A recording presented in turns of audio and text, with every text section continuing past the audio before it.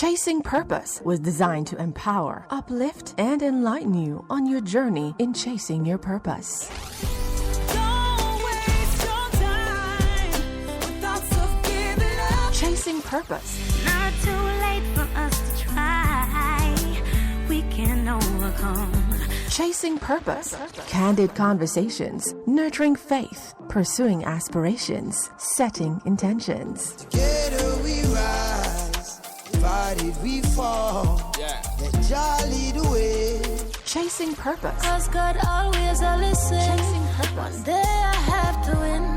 That's why I'ma try again. Chasing Purpose. Mondays, 7 p.m. on Arijam Radio, Arijam 360, or arijamradio.com. Hosted by Cynthia Shea.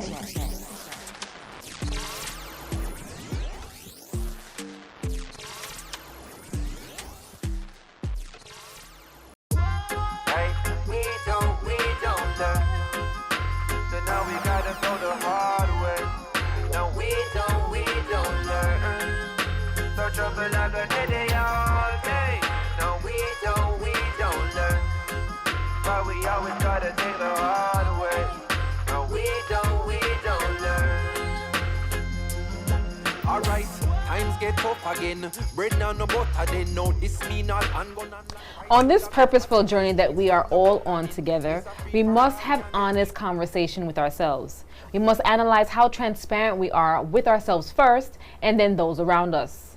On last week's show, the incomparable Kadeen Hilton, popularly known as Miss Kitty, reminded us that if we do not show up for ourselves, life won't show up for us. I echo that sentiment. If we do not show up for ourselves, no one will show up for us, and life will certainly pass us by. Now, what is the one aspect in which we can show up for ourselves? Well, in one word, accountability.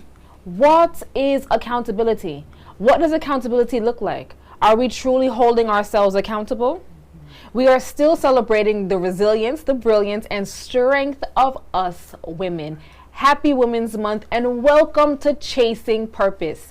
I am your purposeful guide, Cynthia Shea, and I am so excited to engage in these purpose-provoking conversations every Monday right here at our home at Arijam Radio. I want these conversations to challenge us. I want them to make us think. I want us all to walk away from each show edified, inspired, and empowered. So grab your journals, grab a pen, grab a glass of water, and let's get right into it. Our candid conversation continues this evening with our special guest, Stacey Hines. Stacey Hines is an author, speaker, executive coach, and president of the JCS, Jamaica's Technology and Digital Alliance. She is also the founder of Epic Transformation, a corporate e-learning coaching and leadership development company. Good evening, Stacey, and welcome to Chasing Purpose. Hi, Sim. Good evening. How are you? Good evening. First of all, Stacey, your ear's supposed to ring. For the past maybe a month now, we have been having so much fun, guys. She is also the creator of our Epic Intention cards. You know how much I love them. And later on down in the show, she will demonstrate how exactly to use the cards. Yes. All right, tonight we're talking about accountability. Yes. You speak about going through a life collapse. Mm-hmm. Can you share what that was with us? Sure.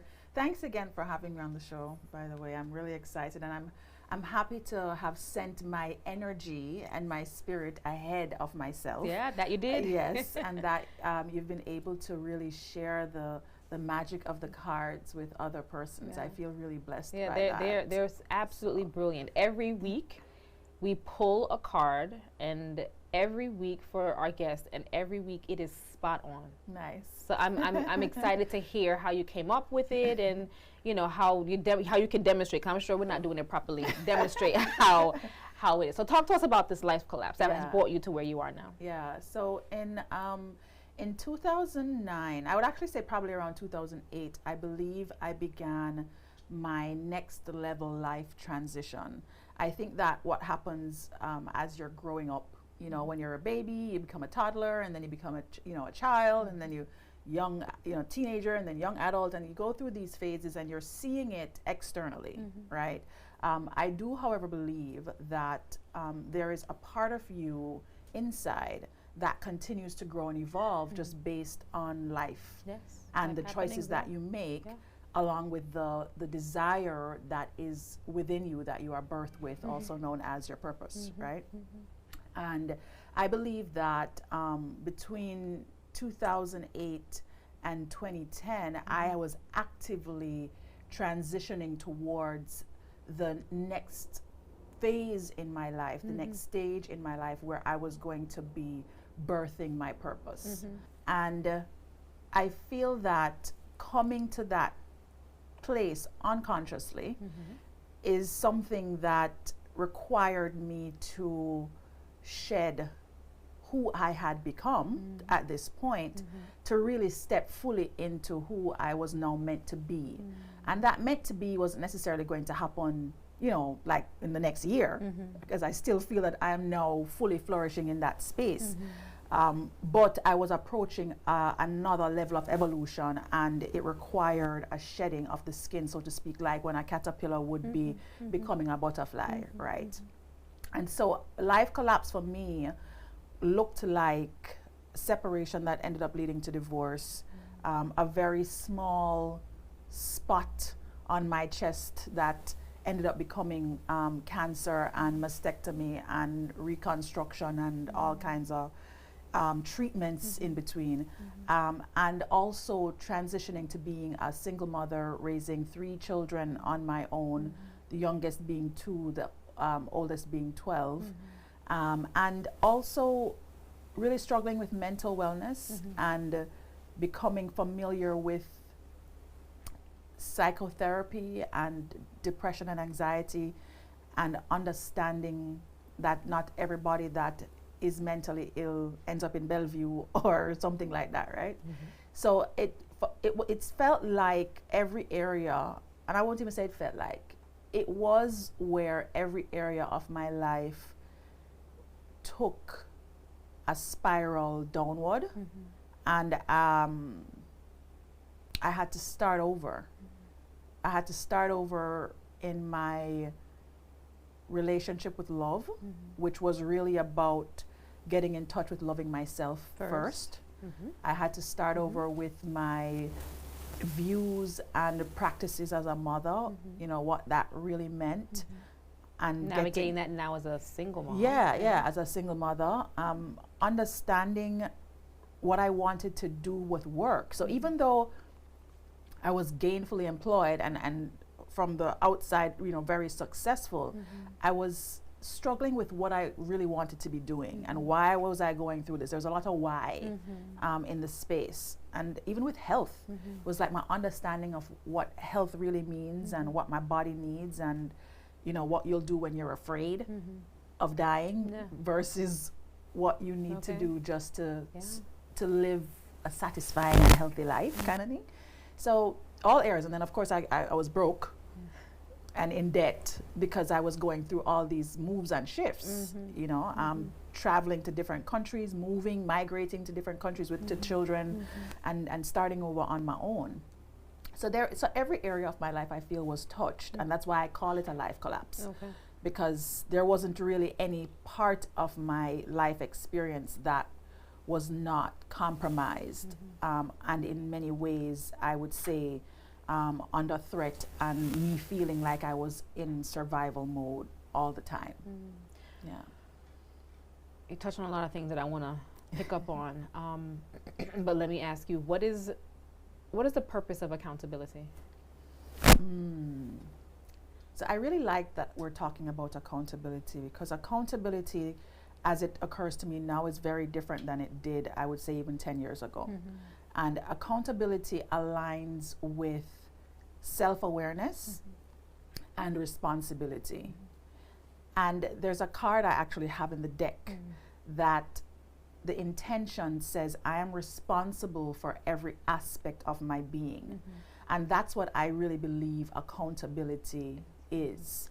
It's both self-awareness and self-accountability, self-responsibility, as well as how your beingness is impacting the world around you, whether negatively or positively.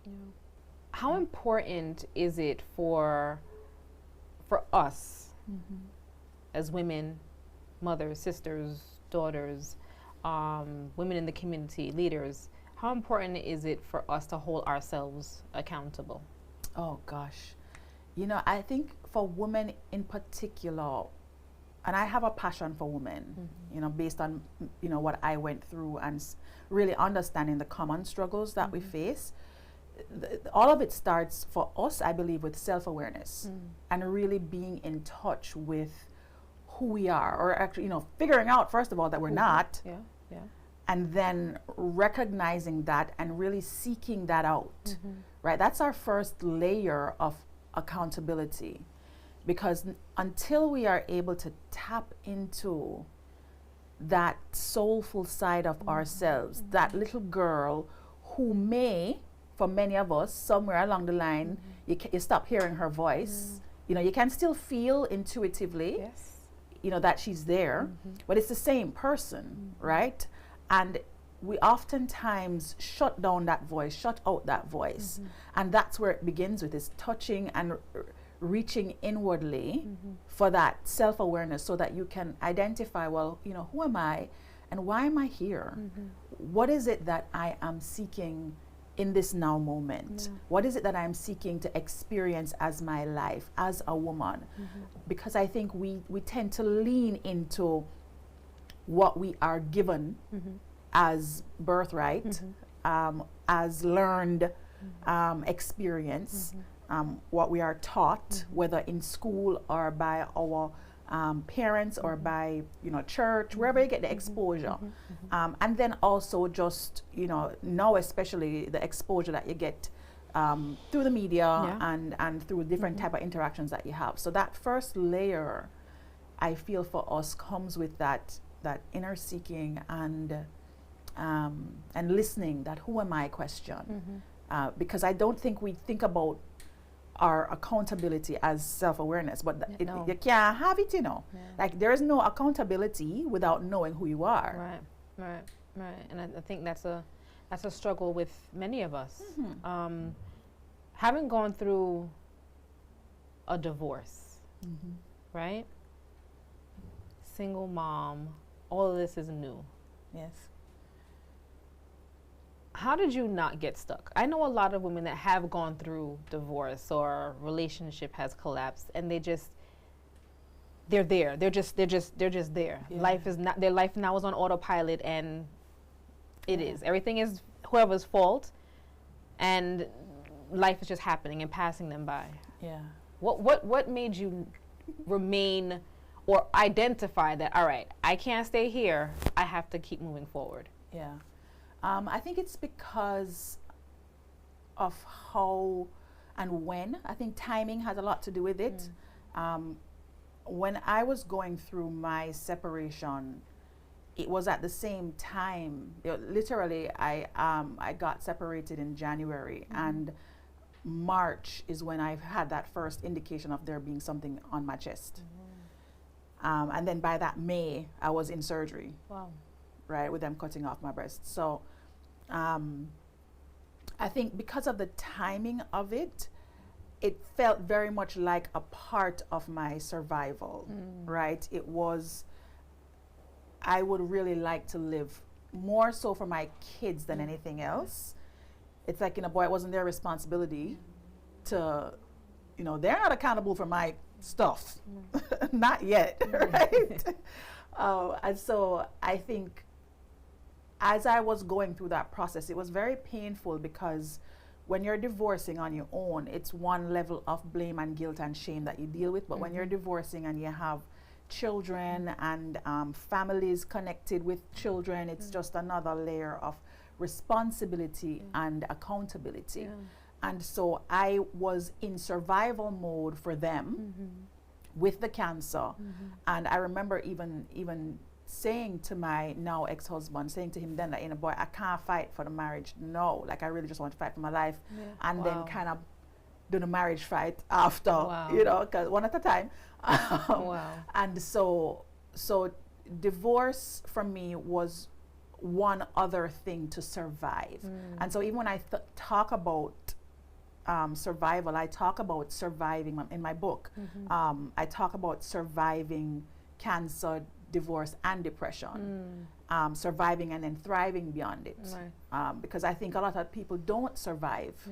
And when I talk about survival, I'm speaking to your inner being able to feel love and life again, and just have that thirst and you know, the excitement and the joy and the pop down laugh, and you know, and you're really feeling it. You're not just faking it, right? And I really believe that I was yearning for that, which is one of the reasons why I ended up in a divorce, is because I didn't have that anymore in my marriage. Okay. And I knew I needed to, in order for me to live, in order for me to survive and actually be present on earth still, I know I needed to create a new way of relating to men, a new way of relating to love. And I wanted that. I was like, okay, so yes, divorce, I want to love again. And I mean, I think I was stuck in anger and resentment for a minute.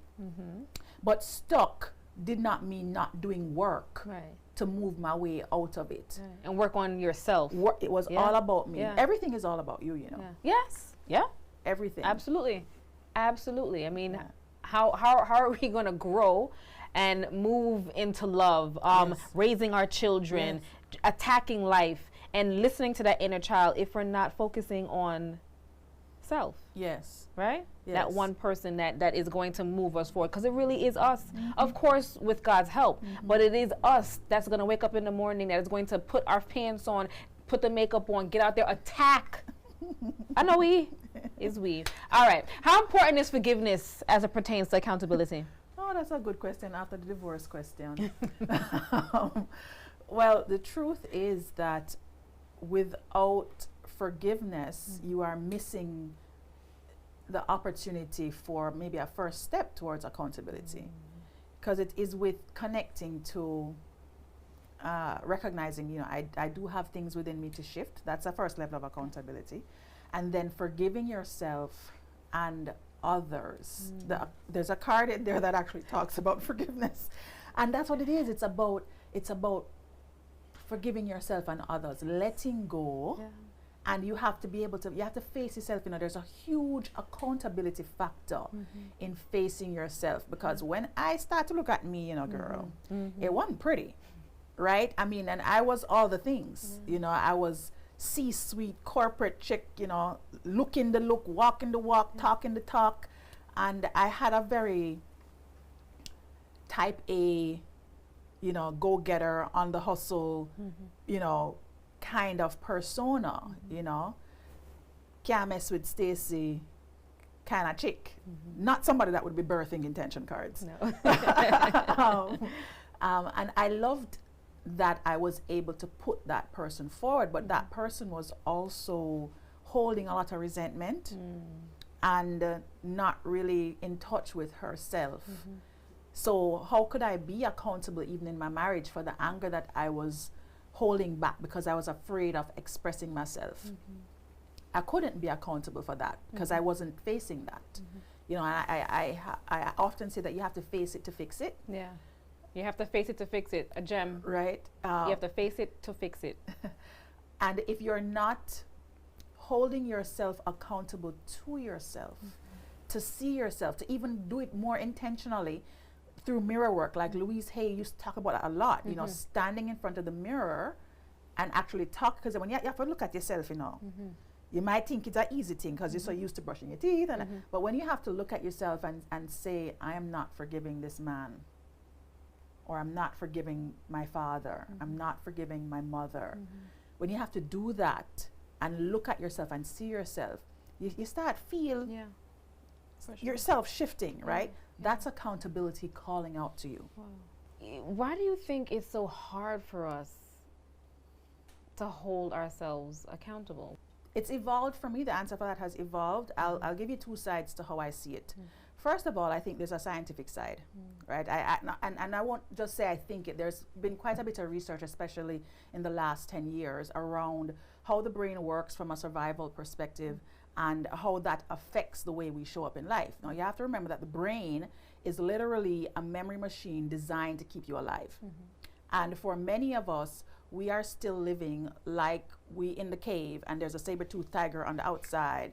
And so our brains are reminding us that, hey, you have to keep on that face because that's what keeps you safe, right? That's what makes it okay to go to work. People at work relate to that face. If you change that face, then you might get fired. And if you get fired, then you can't pay your bills and you can't take it. And so you go back into that fear mentality, that survival mentality. And that's true for both men and women. As a matter of fact, even men worse. Because men, where we will now speak up and talk to our girlfriends, right?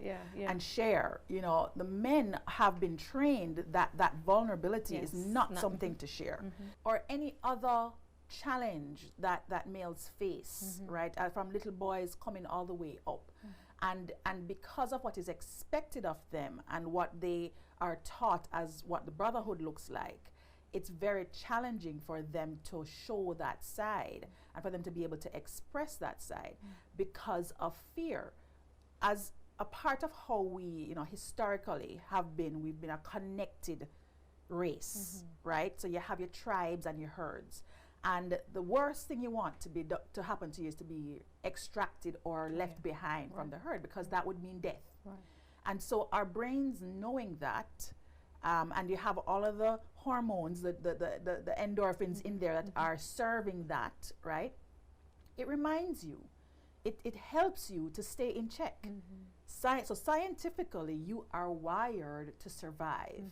And even though we have evolved beyond that, we still live in that kind of way now, right? And so I believe that, one, it's really survival. And until we are able to face ourselves, which comes through that self-awareness piece where somebody taps you on the shoulder, you may hear something or something catastrophic may happen in your life or in a loved one's life, and you start to think more about, you know, who am I really? Or, you know, you hear a voice, is this what life is about? And you start asking those questions. Then you start to challenge the survival mentality, right? So that's the one side of the coin. Then I also have a strong belief in the spiritual side, where innately we are born with a way of expressing ourselves in this life, right? Like we came here to express something unique about us as a part of the whole. Perfectly on time, perfectly on purpose, right? Always. And it starts to call us. I believe we get here and we're in it when we're kids, and then it gets beaten out of us by life, right? Yes, agreed. And then at some point, once you start to become free of it again, you hear it. You hear that, you feel that tug. And that for me is the spiritual side of it. And so you have the brain piece, and then you have the spirit piece, and then you have to reconcile between both and create some balance on your way to either choosing purpose or continuing to hide behind, as you said. All right, you spoke about spirituality, and off camera we were talking, before we started to shoot, you spoke about being, or what was the term? You were a devout Christian. Yes. Operative word. That piqued my interest because I want to know where the word, how the word come in, or how the words come in. Don't it? So do tell me. Yeah, and it's something that I actually actively still speak to myself about, because I was, when you talk about raised in the church, like my grandmother, love her. She took me to church from I was a baby, right? And as most grannies, as grandmas most do, grandmas, right?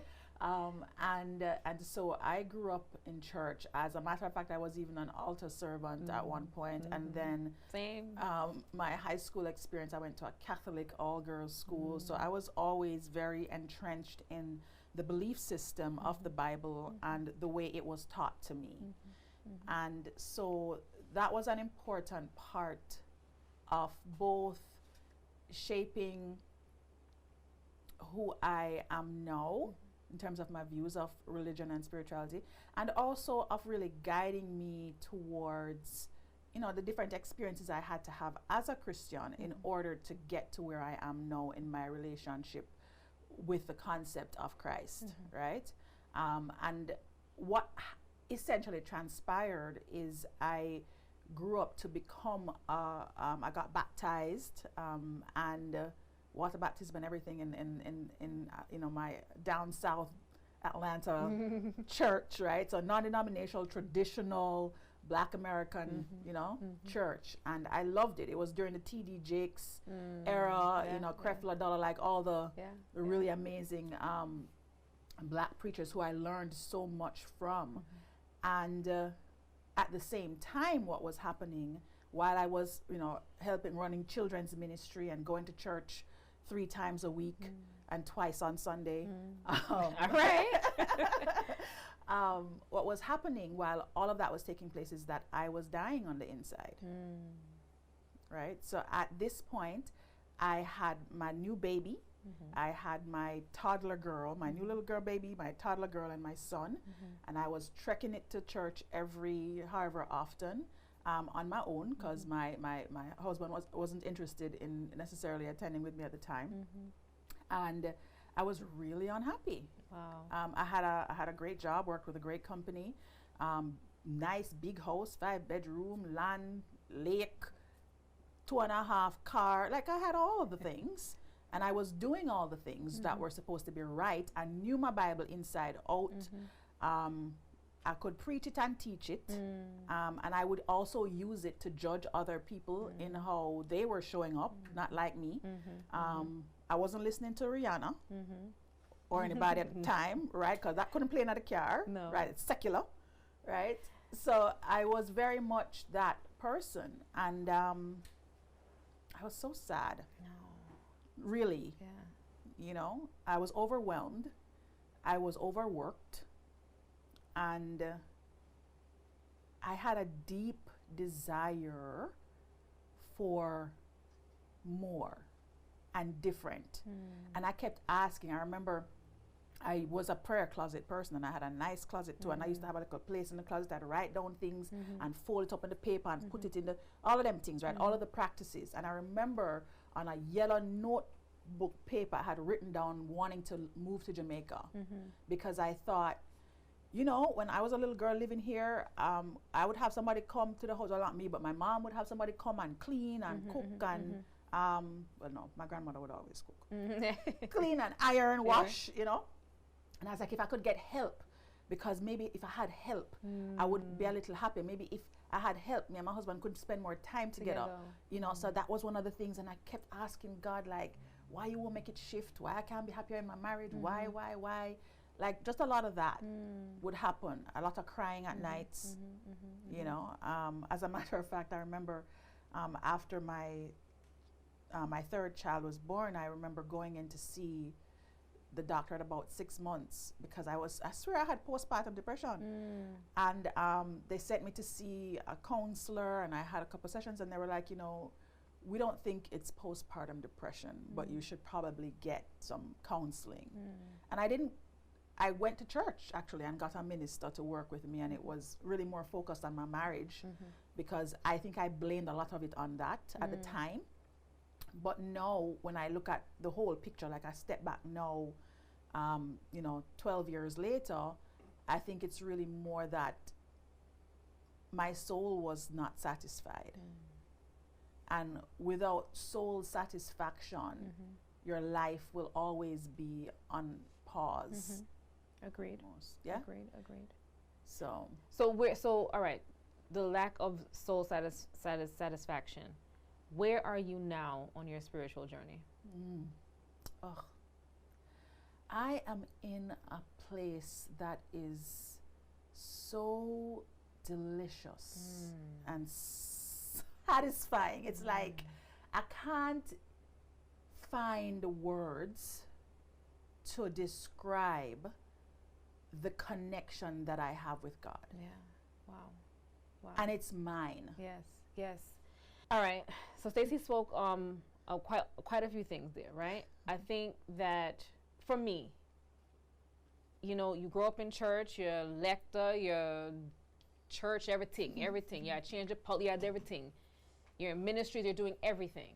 But it is how, for me, I also then went into a rebellion because some of the things I was questioning, you know, like my teenage college years. I was like, really? I don't really think so. But it was how religion was taught to me. Yeah. And then I think that I had to take myself, I took myself completely away. And then I started to feel something. Yeah. And that something led me to, all right, let me pick up the Bible here, Sansi, and start to read. Not understanding, but still continuing, researching, speaking to persons that I thought would assist me on my journey. And here I am years later, and I can echo that sentiment. I am at a place where I can't find the words. Yeah. I can't put it into words, but it is amazing. It's just nice. Yeah, man, it feels good, man. It feels great. Yeah. And you know, not stuffing my views or anything down anybody's throat, but when you get here, it's a beautiful feeling. Yeah.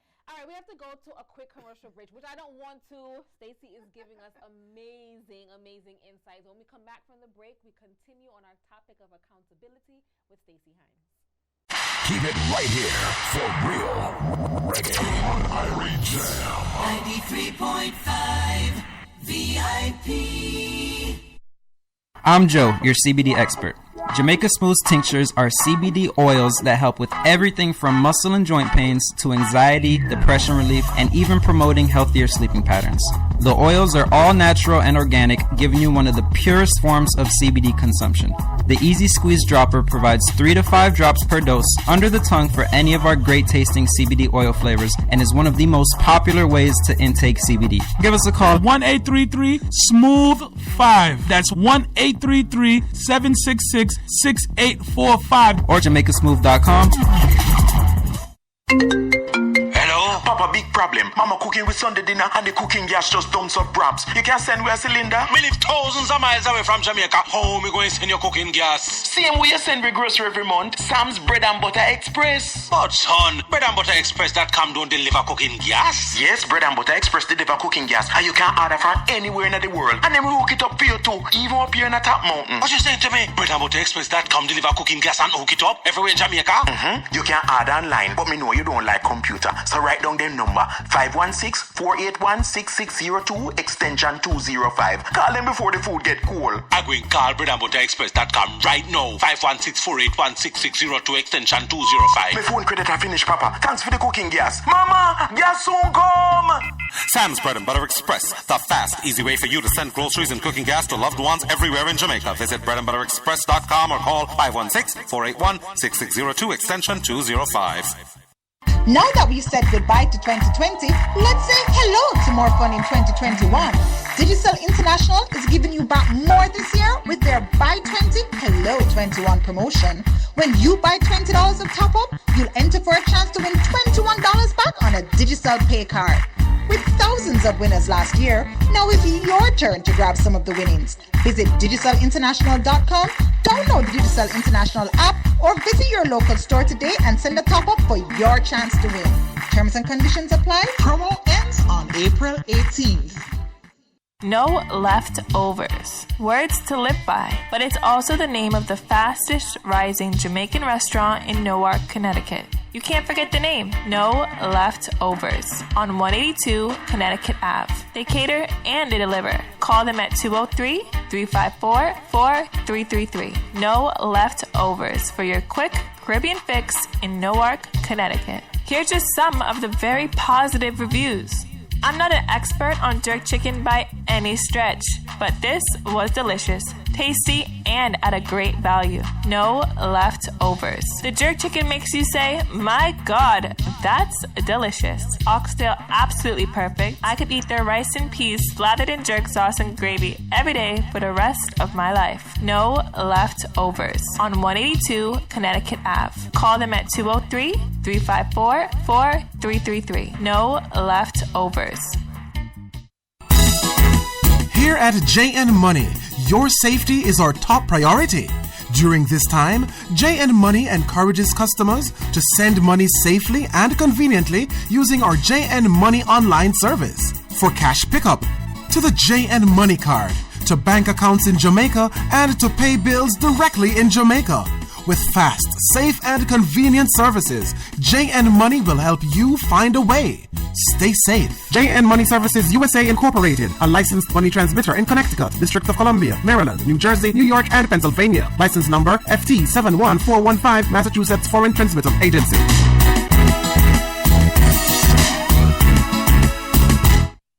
Have you been injured on a construction site? If so, call Gregory Spector and Associates, 888-797-7735. The Law Office of Gregory Spector and Associates has recovered millions for construction, ladder, and scaffold accidents. If you've suffered a serious injury, you need serious injury attorneys. Let's get the money you deserve. Call Gregory Spector and Associates, your serious injury attorneys, serving the Caribbean community for years. 888-797-7735. Easter time, family time, Golden Cross time. Ataris Riley reminding you to check out Golden Cross, the Easter bun where your need is a must. But Ataris Riley representing for the one and only Golden Cross. And do remember, Easter is all about family, and we'll deliver that family Jamaican experience to you and yours. Well, Easter equals family time. Yeah, Golden Cross make bun for we. The nicest recipe from 1949. Golden Cross give you superior quality, and now we got delivery. Easter bun is a must, and when you need the real Easter bun with the real Easter fun, you need to check Golden Cross. Watch enough. Them have the recipe from Jam Down from 1949. Golden Cross Easter bun. Irie Jam. 93.5 VIP. Welcome back to Chasing Purpose, heard right here on RJM Radio. Tonight we are joined by Stacey Hines, who reminds us that there is no accountability without knowing who you are. Stacey, what aspirations are you pursuing for yourself? Oh, wow. There are so many things that I am exploring at the moment.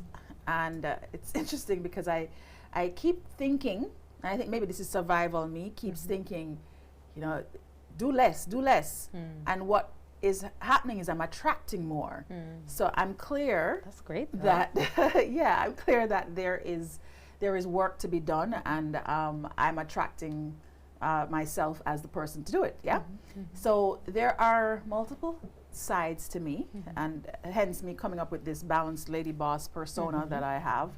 And what I'm balancing is my role in corporate and doing work that is impacting people from inside an organization as well as putting food on the table, right? Of course. And I'm also doing work that is aligned with my purpose. And what corporate looks like is I'm an executive at an investment company here in Jamaica. I also the president of the largest technology association in the Caribbean region, Jamaica's Technology and Digital Alliance. And that is really a passion project. So it's work, like, you know, corporate work, but it's actually my give back to Jamaica. Okay, nice. As the place I was born, and I spent a lot of time there, And then on the passion and purpose side is my company, Epic Transformation. And inside of Epic, we have the cards. We have the cards, and I'm actually in the middle now of designing the kids' cards. So I have all the drawings and for that done. I actually worked on that project with one of my daughters. And she wants to get all the credit for it. I don't know how it's going to work. Please ensure she gets our credit, okay? Yes, and I've started actually downloading. I call them divine downloads. I've started downloading the intentions for the men's cards because I am doing cards for men. And I have my YouTube channel that I just started where every week I actually do a full download on each card. So I'm doing that for the entire year so that if people need to have a better understanding of the meaning behind the cards, I have that now that's in space. And I really want to explore getting my cards to Africa. There's a huge piece of me that when I was creating the cards, I think it's because Oprah was a huge inspiration for me actually creating intention cards. And I had this whole idea that I want her school, the graduating class for her school, everybody to get a deck of cards. To help them to navigate the mind space as they go out into the world, right? So I still have that dream there, and so I've made some connections actually with Africa, and I'm hoping to have the cards there, you know, within the coming year or so. And then inside of Epic also, there's a lot of coaching that happens and training programs that happen. And then there's my podcast, The Balanced Lady Boss Show, which is in its 3rd season. About to wrap that up. I'm approaching 100 episodes. Can you imagine? Congratulations. Thank you. Nice. So there's all of that, and I probably left off some things, but enough things. Yeah, that's great. That's great. And we are speaking each one of them into existence. Yes, absolutely. Intentions. Yes. How important are intentions to accountability, to life on a whole? Yeah. So intentions exist whether or not you are conscious of it, right? And intentions lie at what I call your super subconscious. And essentially it is the why behind your why. Or another way to look at it, it is the energy behind the life you want to create. So many times we will see things unfolding in our lives that we don't want, right? But ultimately, whatever it is that you are intending, whether you're aware of it or not, is what is happening in your life. You know, there's a saying that you don't get what you want, you get what you focus on or what you're interested in, right? And it is so true, and I've been able to really see it over and over again, because you'll want this thing, and in your mind you're like, you know, boy, I want to have all this money, or I want a nice husband, or you know, I want children, or whatever, you know, our desire list is. And somehow that is not showing up in your life, but what actually is showing up are the things that are going to help you to remove the blocks that are there to getting to what you want. Yeah? So intention is the path, it is the pathway to creating the life you desire. And it is the path because by aligning with your intention and putting your focus on that over and over again, you begin to train yourself to think about the things that you actually want versus the things that are showing up in life around you. And you start to now bring those things into your life with less struggle. Because you're still going to have, struggle is not negating what you desire, right? You're going to see things happening that you want to happen, and you're going to see things happening that you think are there against what you really want. But struggle is really just a way for you to fine-tune your intention, for you to fine-tune and align with clarity what you're trying to get to. So contrast actually brings clarity. Contrast brings clarity. Write it down. And when you are able to get more clear, then you can really identify the intention that you have in your soul. Yeah. I love it. Are you chasing your purpose, or have you found your purpose? I was never chasing it.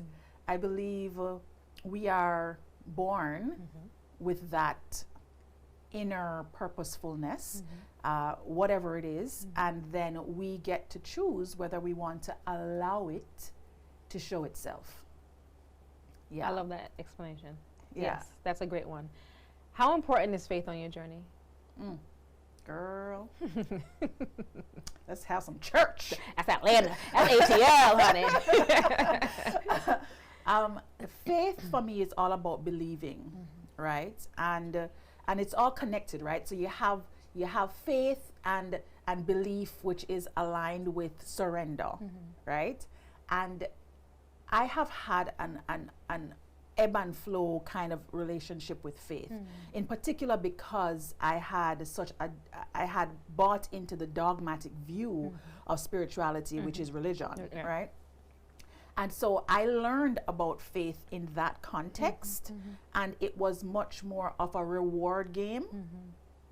However, now having let go of those shackles, I'm now very clear that faith is really me trusting the process Yeah. and believing in the evolution of my true self and knowing at my deepest level that I have God within me, and so everything that is God breathed and available through that presence and that being can be birthed through me.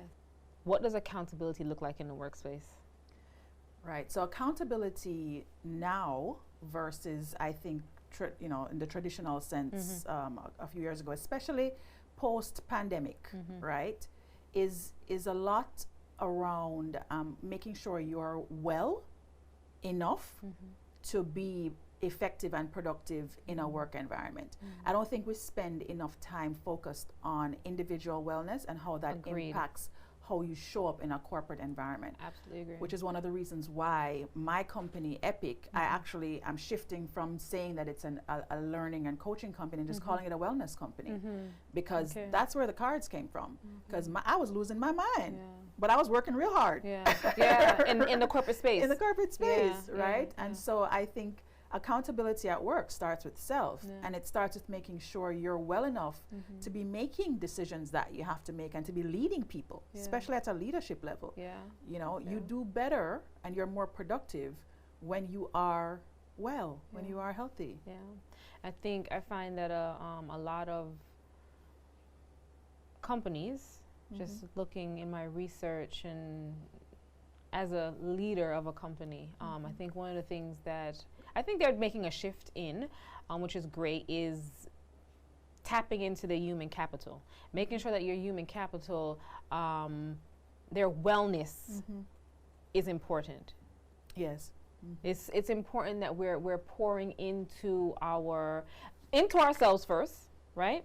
And then making sure that the persons that are on our teams are equally well. If in fact they are not well, seeking out what the issues are and addressing it and helping them, along with things like epic intention cards or speaking to someone. It's not so much so now, all right, come get my work done and go on about your business. No, we have to be mindful and focus on each self and then the individuals that play a big part in shifting whatever it is our company is doing. Absolutely. And I think that the world is moving towards that. I do feel that Jamaica has quite a bit of work to do in that space. I think, even things like meditation are still seen as voodoo here.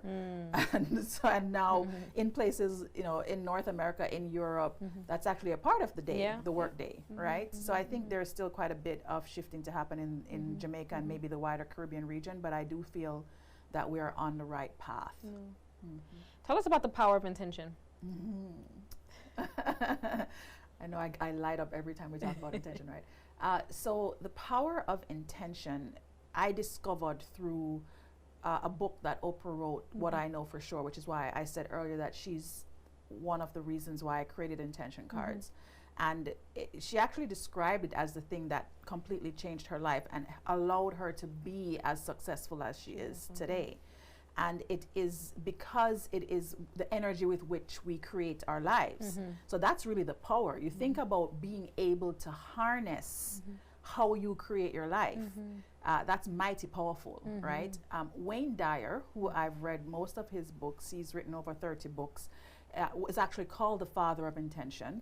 And he has written a book and done lots of talks on the power of intention. Like there's a book called The Power of Intention.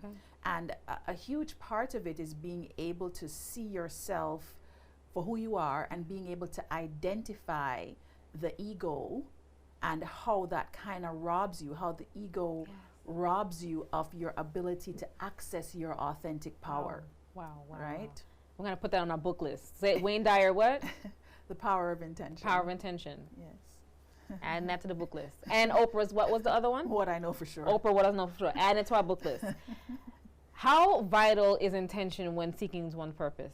intention is always there. It's either you're going to be the person that is deliberately creating in alignment with it, or living in default, which is where life is just happening and you feel like you're getting box thrown. Right. And so if you are in a deliberate space of tapping into who am I, what do I want to experience here, what do I want to create, then intention will allow you to surrender to what life is unfolding for you. And that helps to give way to your purpose. That surrender, that word surrender. Sometimes we need to surrender to ourselves. We are our own enemies or blocking our own selves when it comes to these things. Surrender to ourselves. Yes. And as a matter of fact, my intention for this year, I usually have an intention for the year, like an overarching theme. And my intention for this year is surrender into abundance. And a huge part of that is because I have always attached tangible abundance to me working and doing as opposed to being. A lot of people will come to this realization, especially in this post-COVID world, just being. Oh my God, we've stacked so much on our plates. We have all these goals, and but just being sometimes I think is so important in getting to thriving in honing purpose. All right, I've come to the part that I've been so excited about. Our epic intention cards. I'm going to give them to the creator. She is going to tell us how they work. She's going to give me mine. She's going to do hers. Excited. Do I have a drum roll? Thank you. Thank you, guys. Thank you. All right. Thanks. Thanks, guys. So I really love handling the cards because I'm very connected to them. And I do believe that they do have their own energy. So there's multiple ways to use the cards. I believe that the cards, I typically believe persons should have 2 decks. Okay. Right? And this is not trying to sell extra cards, guys. I'm just saying. I believe you should have a personal deck that you use as a part of your morning and evening routines. That's like nobody else touches your cards. You can really get into a space with them as being yours. And then I believe that there's a deck to share, similar to how you have a deck that you share here. And you can keep that deck at the opening to your house, you know, so when people come over, you can offer them a drink and a card. You can do that. Or it's something if you have a family in particular and maybe you have dinner together, especially during pandemic time, it's a great way to connect with your kids, you know, and to connect with your partner if it's just your partner that you live with. So I usually shuffle my cards, and sometimes if it's a quirky morning and I'll have a card fall out, I'll actually choose that card because I'll feel like, okay, you need to be chosen clearly, right? Yes.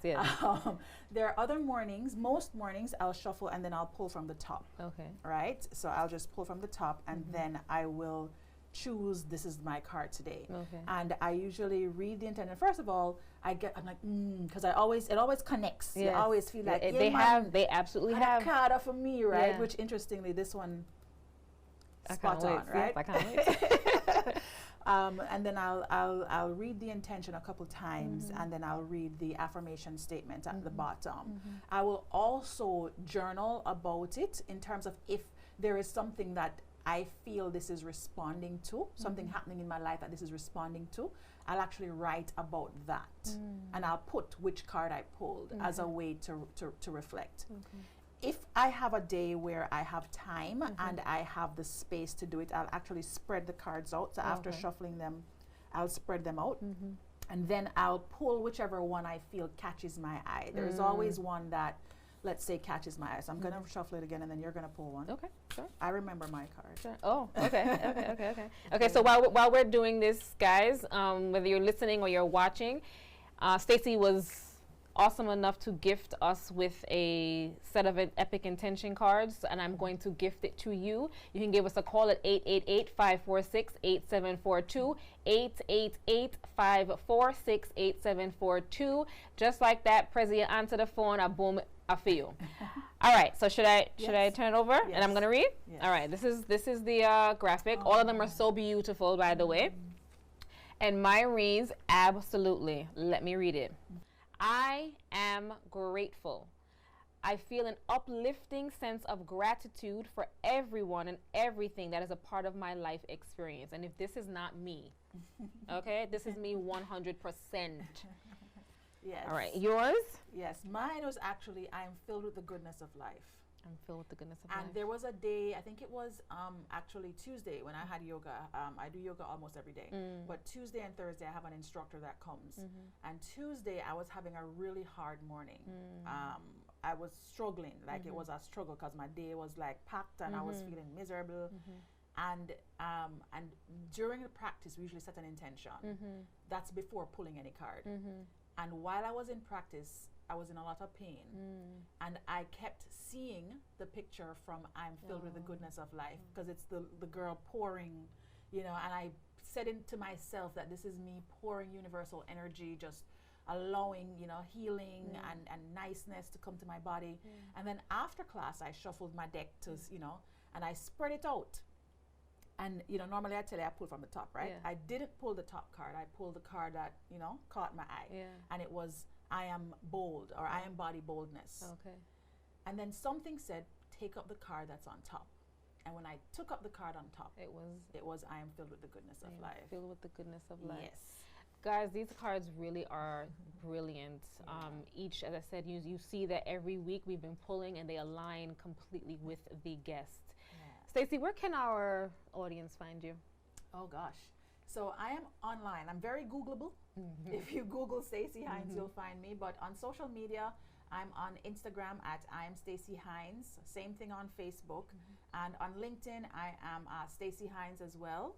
And on YouTube, I've just started my YouTube channel, guys. And you want to look for Stacey Hines on YouTube if you want to get some more in-depth discussions around the cards. And I do want to actually big up my artist. My artist's name is Crystal Ball. And she's Big up Crystal. and she's actually the person that worked with me on the images. Yeah, the images are beautiful. Yeah, it took me a minute to actually find an artist because I knew it was going to be a special person, because the words are what usually come first, and then I have an idea of what the imagery of what you want. And it took her. She was like, oh yeah, man, this is fine. I'll knock this out in 2 weeks. 6 months later, because the work was so into. She quit like twice. She was like, you and these intentions, I don't know what you're doing to me. You know, I just can't. And now the cards are just beautiful. It's the process has really been like universe just kind of working through me. I am just bringing something forward that God has planned. And I am literally just a channel. And so anything that I do related to this, I know is higher than me and is bigger than me. And I just want it to touch as many lives as it can. That's exactly how I feel every time I do write this show, Chasing Purpose. So I know exactly what you're feeling. Stacey, thank you for sharing your insight and your energy with us. It was absolutely brilliant. On this journey, we must have honest conversation with ourselves and always own and take responsibility for our actions. Transparency leads to clarity on our purpose journey. Let us hold ourselves and each other accountable as we step into our greatness. I leave you with this quote: accept responsibility for your life. Know that it is you who will get you where you want to get to, no one else. As a part of our Women's Month celebration, I leave you with this message. God bless and good night. Alfarita Constantina Marley, more popularly known as Rita Marley, Cuban-born Jamaican singer and the widow of the internationally acclaimed singer and songwriter Bob Marley. Rita Marley began her career by singing on the radio and later formed the I-Threes to support the band Bob Marley and the Wailers as background vocalists. Rita Marley is also the founder of the Bob Marley Foundation, a charitable organization to help people within developing countries.